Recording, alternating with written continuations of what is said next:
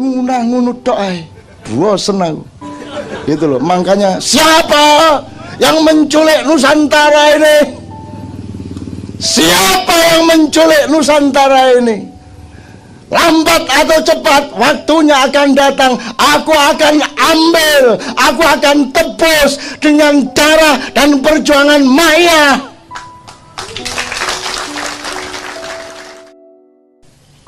Kalau nasib rakyat di Indonesia kayak gini, terus apakah kita akan benar-benar akan terpuruk? Terus kita nggak punya harapan gitu? Emang hidup lurus kayak gitu? Kan enggak? Jadi kakak saya yang sulung itu mendidik anaknya luar biasa. Kita menyebutnya keluarga sakinah. Adiknya, kakak saya yang di Jombang, itu enggak peduli sama anaknya. Ibunya juga gitu, anaknya nangis kayak ngapa mau cokoran deh. Wes, hasilnya aneh. Yang dicuekin bapak ibunya ini mandiri-mandiri, jago-jago, dasar-dasar. Yang dididik secara keluarga sakinah penuh perhatian tiap hari, itu jadi anak yang tergantung. Jadi gak mesti anggitmu rek, gak mesti pendidikan itu jangan GR. Emang Allah bukan pendidik utama anak-anakmu. Kamu kan cuma dititipi, tapi pendidik utamanya adalah Allah. Allah yu'alim, alamal insana malayam lam ya'lam. Jangan GR, Allah gurunya, kita asistennya, kita mengawal, kita fasilitatornya, tapi Allah gurunya. Allah juga punya rencana pendidikan sama anak kita. Sekolah bukan satu-satunya. Anak saya tuh yang kecil tadi aja itu, sekolah itu toleransi bagi dia. Kan dia nggak mau sekolah, akhirnya oke, kompromi sekolah. Tapi Bu, saya tanya satu sebelum saya berangkat sekolah, tolong dijawab. Iya apa nak?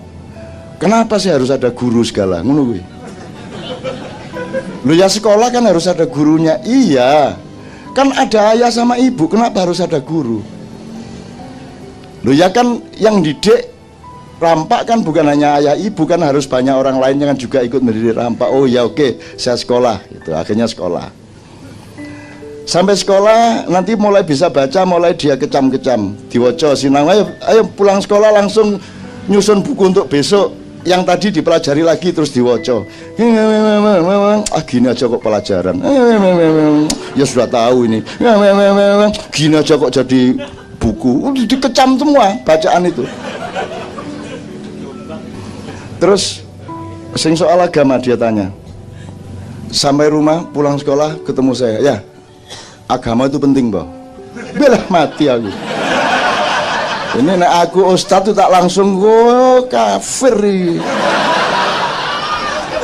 gitu kan. Terus saya langsung harus cari jawaban gini loh. Kak Sabrang, Kak Haya, Kak Jembar, kamu, saya, ibu itu kan nyari. Bisa nyari sendiri, bisa mempelajari sendiri. Tapi ada hal-hal dalam hidup ini yang kita nggak bisa nyari. Maka Tuhan ngasih tahu kita. Nah, ngasih tahu kita itu namanya agama. Itu terus dia ngomong, oh itu tuh agama. Saya pikir agama itu mata pelajaran. Dia ngomong ya aku baru ingat, oh iya ya, makanya salah mata pelajaran agama itu. Salah kok mata pelajaran agama itu membungkus semuanya. Dia entitas dari seluruh kesadaran kok jadi pelajaran. Kalau pelajaran agama berarti bukan pelajaran biologi lah, susah nih. Kalau agama bukan biologi, bukan matematika, kan begitu akhirnya anaknya berpikir. Jadi sejak kecil sudah salah cara berpikir kita. Maka jangan terlalu andalkan seluruhnya ini. Ya sekolah, ya capres, ya NKRI, tidak bisa kamu andalkan. Kamu harus cari lorong hidup sendiri untuk sampai kepada kebahagiaan sejati. Nah, soal pendidikan tadi ya, sekarang saya ingin ngomong sama Anda. Bagaimana kalau bangsa Indonesia ini seperti Garuda? Garuda itu kalau umur 40 tahun, karena dia umurnya mirip manusia ya, 60, 70, 80 gitu. Ya. Kalau dia umur 40 tahun, dia punya naluri, disuruh Tuhan untuk pergi ke gunung. Di sana dia akan apa itu jenenge? Mematuk-matuk semua batu dan mencakar-cakar semua batu. Goalnya adalah supaya paruhnya lepas. Semua kukunya lepas. Nah begitu lepas dia tidak bisa apa-apa lagi. Disitulah ujian, dia akan hidup lagi atau dia akan mati. Begitu dia hidup lagi, maka cakar yang baru itu adalah cakar yang perkasa. Itu loh. Kamu tidak punya paruh sekarang, kamu tidak punya cakar, betul tidak? Siapa tahu memang kamu oleh Tuhan sedang, bangsa Indonesia sedang mulai ditumbuhkan paruh dan cakar yang benar-benar Garuda perkasa. Kan begitu? Ini kalau Garuda. Kalau orang Sparta, bangsa Sparta, umur 9 tahun langsung dibuang ke hutan. Nanti yang balik berarti dia pendekar. Yang mati, matilah. Itu umur 9 tahun. Saya tanya, anak yang tidak dibuang ke hutan dengan yang dibuang ke hutan terus balik, hebat mana? Hebat yang dibuang ke hutan. Sekarang saya tanya, Anda ini sama pemerintahmu dibuang ke hutan apa dipelihara? Enggak dibuang, cuman ganok nggone akhirnya melayu nang alas kan gitu. Jadi saya tanya, berarti lebih sakti mana bangsa Indonesia atau bangsa lain yang dipelihara dengan baik? Bangsa Indonesia.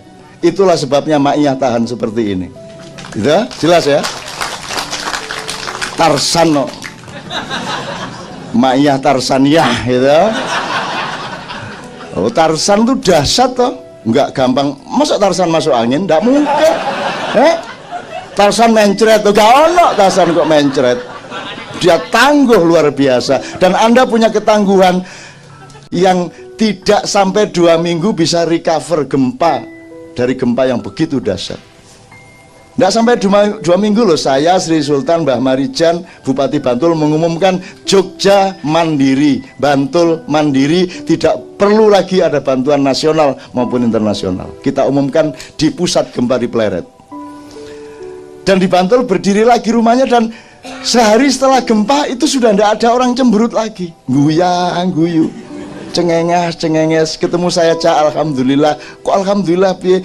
Rumah saya diterima oleh Allah Subhanahu wa taala. Ngono. Coba, itu kan tingkat kesadaran, Mas. Bener nggak? Tingkat kesadaran. Bukan rumah saya hancur, dia bilang rumah saya diterima oleh Allah. Baru saya bikin, belum saya tempati 1 minggu sudah diterima sama Allah, Cak. Loh, itu tingkat kesadaran.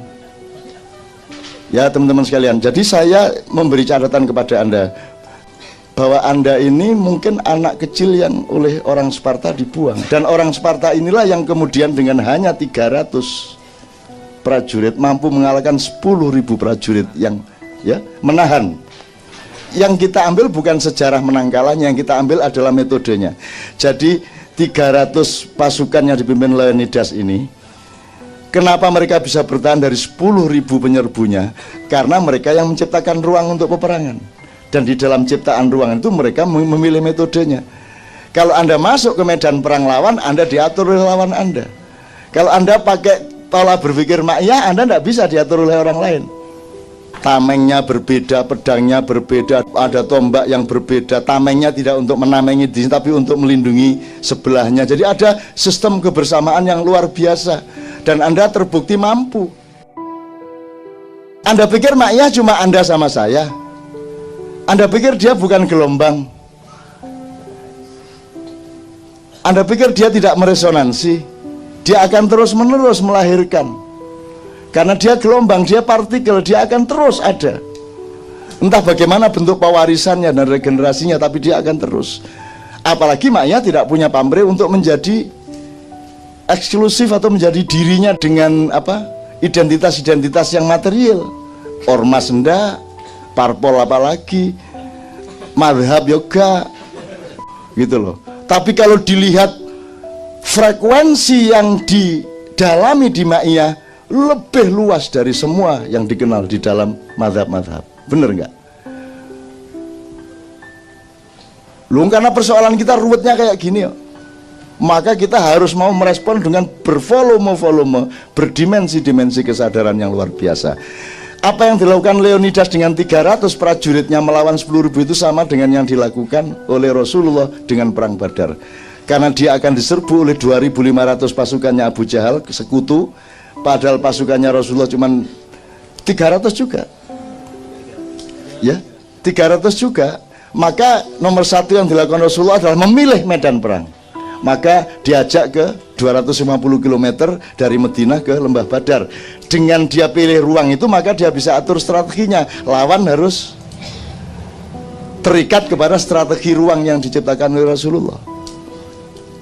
Akhirnya Anda tahu menang Rasulullah, meskipun menangnya itu ya dengan dalam tanda petik diplomasi dan akal-akalan sedikit sama Allah itu. Saya ulang, saya kira yang sudah S2 maknya sudah ngerti inilah. Yang semester awal ini ya, kan Rasulullah mengatakan gini, ini pasukannya bukan prajurit bener mas, ini saonone arek lanang lah. Wis pokoknya berangkat kabeh, ayo saya arek angger lanang berangkat wis, angger gak wandu wis berangkat wis.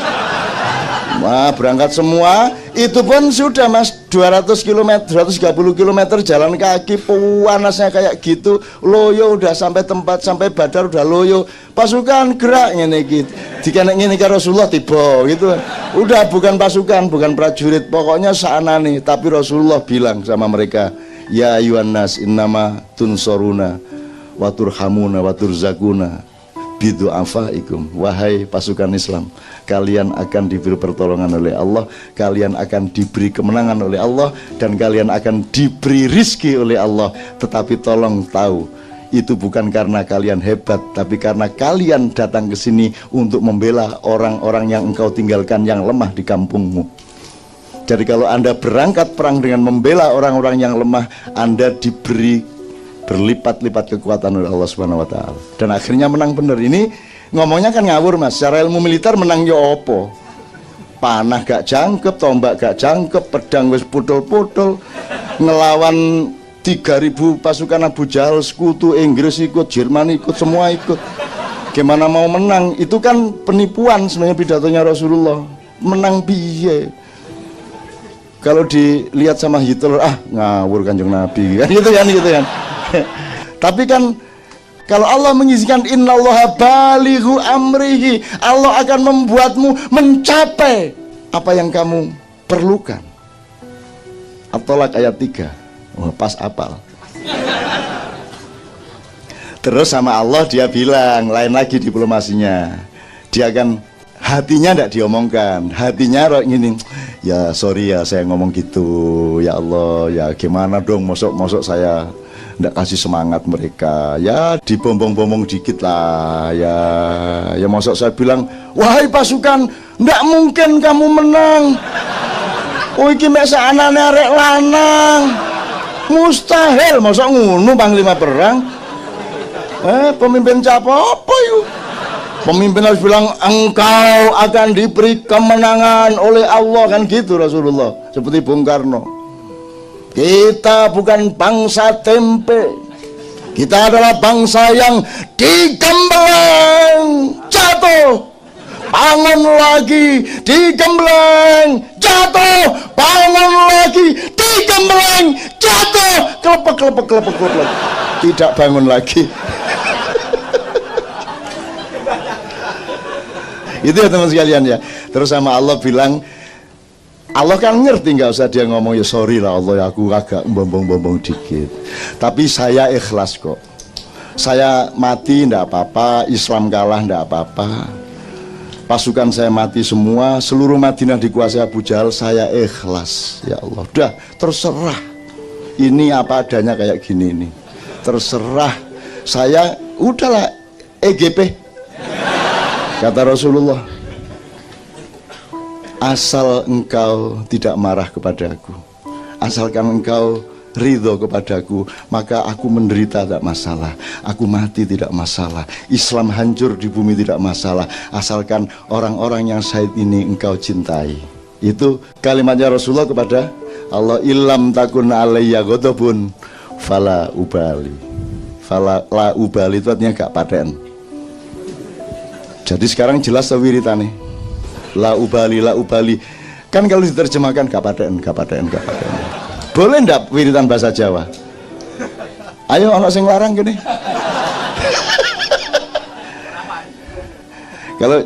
Kalau Betawi gimana kira-kira itu?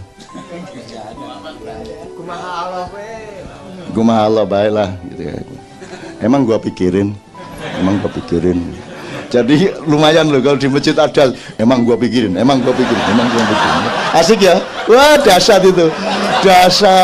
Bingung majelis ulama, sesat ini. Oh, emang gua pikirin kok sesat. Aku tidak mau mikir dunia karena aku hanya memikirkan Allah, kok sesat.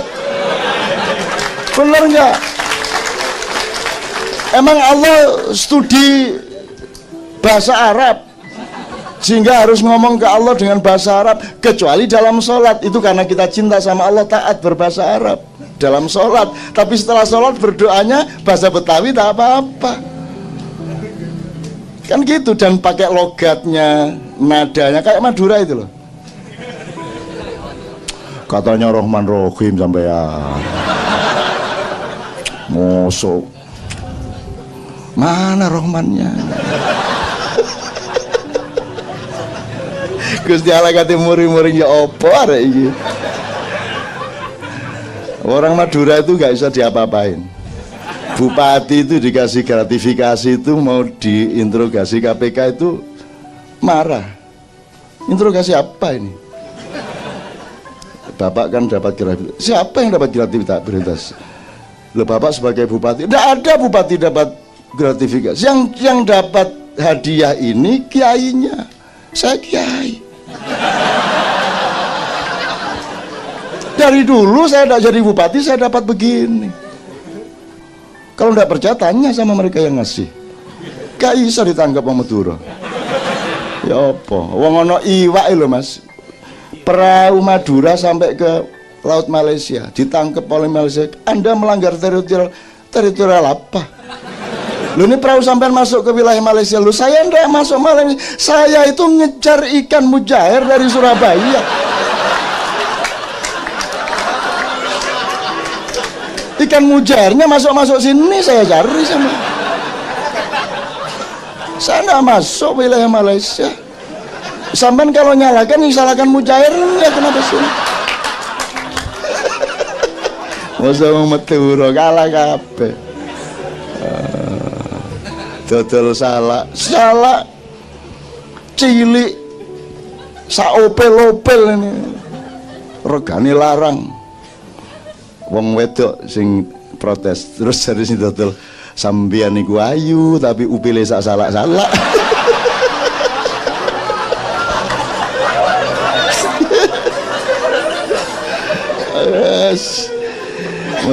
Madura jadi Madura itu saya kira memang Allah menciptakan secara khusus. Lo coba Anda lihat antropologinya. Lo apa toh jaraknya sama Surabaya itu 20 kilo, cuman 20 menit. Kok bahasanya beda banget, itu gimana itu? Ya toh Mas. Kan mestinya kan mirip-mirip Surabaya dikit ya. Enggak kok. Cuman mencolot lo kok terus tiba-tiba berbeda. Ini berarti bukan orang asli sini, mesti dari atas taruh di Madura.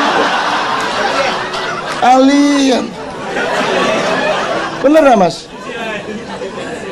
Jadi kalau pakai antropopsikologi ya, Surabaya kan keras. Arek-arek Surabaya, Allahu Akbar, kita serbu jenderal apa itu? Malabi, kan keras. Begitu masuk Madura, strukturnya lain, mana keras mana halus itu. Mestinya kan makin ke sana makin keras tuh Mas. Wong makin Madura kok enggak. Makin ke Sumenep makin halus. Di Bangkalan keras, di Sumenep halus. Kan begitu. Saya kira di surga, di neraka enggak ada orang Madura. Tergantung lakunya sate di mana. Ini saya kok ke sana ini ngapain, aku ini serius ya dari tadi ya. Asem ini. Oke, terakhir. Anda ingat-ingat, jangan disangka kalau kita ini terpuruk sebagai rakyat lantas kita benar-benar akan mengalami kehancuran. Siapa tahu Anda memang dimasukin hutan umur 9 tahun itu. Anda masih kecil, demokrasinya masih belajar, Anda tidak diperhatikan, Anda menjadi orang yang sakti dan tangguh. Dan memang tidak ada orang yang melebihi ketangguhan Anda semua ini di seluruh dunia. Wes tangguh pol udah. Tangguh itu dari segala sudut udah. itu. Nah, terus Anda nonton film Raid 2. Anda pelajari karakter Anda di sana. Tadi kan ada perang Badar, ada Leonidas. Itu kalau Jackie Chan atau Jet Li, kalau Anda lihat adegan-adegan di film-film silat, di film-film kungfu, itu kan mereka tidak menghitung tata ruang. Jadi ketika si Wise ini, si Rama ini tahu dia akan ditawur, akan dipelonco oleh penghuni penjara, dia menciptakan ruang. Dia di kamar mandi supaya nanti diserbunya itu di lorongnya. Dengan lorong itu maka dia tidak bisa ditawur karena ada tembok. Betul nggak? Maka siapa datang sikat sampai 20 orang, rasional nyikatnya itu. Kalau film kungfu kan giliran. Dek ngenteni, tiba maju gitu. Padahal ruangnya luas, mestinya kan mesti ditawur glek mata. Nah di film Raid enggak, dia bikin lembah Badar itu, bikin terowongan itu Anda lihat, dan itulah ma'iyah. Anda menciptakan ruang ma'iyah ini tidak bisa diapa-apain oleh siapapun. Kalau Anda ruang ini setiap Anda melakukan peperangan zaman dengan kesetiaan dan strategi ma'iyah ini, maka Anda akan lihat nanti masa depan Anda akan menjadi resonansi, Anda akan menjadi gelombang di seluruh Indonesia. Itu terakhir. Ini tak catat sing terakhir ini mau. Udah nonton Rita? Di situ Anda akan lihat watak Anda. Kalau di Amerika kata Sabrang itu the best action film ever. Komen-komennya seperti itu. Itu relatif mengalahkan semua film kungfu. Anda tahu kalau kungfu kan, nek kungfu kan gini mas. Ya tak? Nek silat gini mas. Depan setengah meter gini, kita itu silat. Itu yang selama beberapa abad membuat kita kalah. Kenapa? Karena kita ini satria. Nah sekarang pertanyaannya adalah, mari kita tetap satria tapi menang, kan gitu. Kalau memang harus menang kalah dalam hidup ini. Mojopahit itu teknologi kapalnya luar biasa, termasuk Demak. Tapi begitu Portugis datang, mereka diserbu, dirampok terus. Padahal kapalnya kapal dagang, kapal ekspor, tidak siap untuk perang. Akhirnya mereka karena dirampok sama Portugis terus, akhirnya Mojopahit dan juga kemudian Demak bikin kapal kecil-kecil untuk ekspor beras dan lain-lain, rempah-rempah, tapi dengan kesiapan perang. Jadi teknologi kapal menjadi tidak berkembang secara kebudayaan, karena yang diperlukan adalah kapal-kapal kecil yang semi perang. Dipikirnya nanti akan menang lawan Portugis. Yang mereka lupa adalah Portugis tidak satria, kita satria. Jadi kita mengawal, prajurit itu mengawal kapal-kapal kecil ini siap untuk duel. Portugis nggak mau gini, pakai meriam, duor. Sekarang coba Anda kesadaran lokal. Kalau Anda berkelahi ngelempar, itu jantan nggak? Jantan adalah dep-depan, ayo wis, ayo disiap, ayo. Saya dulu berkelahi gitu, ayo, antemen, ayo. Kan nggak mungkin dia ngantem duluan, bisa tahu itu. Ayo, ini Jawa ini damai, ya, damai. Ayo, damai. Salaman, lumayan tuh menang nyentak gitu. Saya dulu berkelahi zaman SMA itu sering, tapi tak atur dulu. Busro Mukodas sekretaris saya ketua. Tapi saya bertengkar sama anak Tapak Suci. Wah, kaget, wah, Tapak Suci pendekar bener, waduh, nek gelut kalah gue. Akhirnya tak atur. Jafnan itu wakil ketua. Jadi kami bertiga, Busro, Jafnan sama saya. Bus, nanti saya duel sama Jaudan namanya, anak Tapak Suci. Nanti di depan, di dekat jembatan Taman Sari. Pulang sekolah semua siswa ke situ mau menyaksikan duel. Aku naik sepeda jelek itu tak buang, sepatu tak copot. Ayo temen. Wah ini orang lagi. gitu. Ketika saya sudah memuncak pura-pura marah dan itu potensial untuk diantem beneran, Jafnan sama Busro, Nun, kamu kan ketua OSIS, harus memberi contoh yang baik, nggak boleh berkelahi, nanti semua siswa jadi berkelahi seperti kamu, nggak boleh, kamu harus berikan contoh. Ya wes nek anjane ngono. Gitu Mas. Lumayan, tapi kan aku sudah bentak-bentak dia. Aku sering Mas pakai politik gitu-gitu. Nah jangan sampai saya jadi presiden. Aku tak politiki kayak ngono iku. Apen-apen apa kayak kendel-kendel padahal ya. Aku kan bal-balan kecil sendiri tapi kan jago Mas. Muangkel karo baike gawet di awake, tak giring set tak tendang deyel. Gitu kan kena dia. Lah nggak bisa ngelewatin dia, gede banget ya. Akhirnya dia marah, nantang gue ya, nantang gue. Terus aku mau, gedene semene nantang jarene. Oh aku cilik, masa aku nantang gue, pekok gue iki. Masa aku nantang gue, piye gue iki, tak marah-marahin. Jadi Mas, kalau Anda mau jadi capres, Anda mau jadi apa, ada 3 level kesadaran. Kalau Anda kalah militer, usahakan menang politik.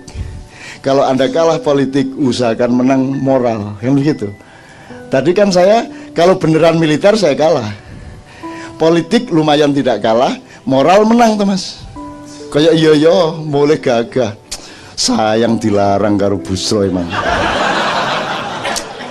Ngene gak enak dadi ketua OSIS. Gak tak kampling itu menar ya. Kayaknya padahal rawani aku Mas. Kan lumayan Mas. Indonesia mbak berani beragak gitu ke Amerika gitu loh.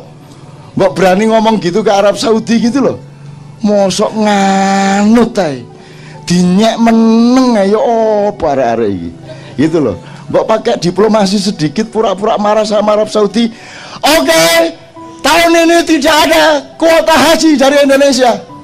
Tidak ada berangkat haji, gak tayak-tayakan. Bukan anak ngomong dulu kan Arab ngeredek. Kita tidak berani ngomong gitu padahal pura-pura tuh.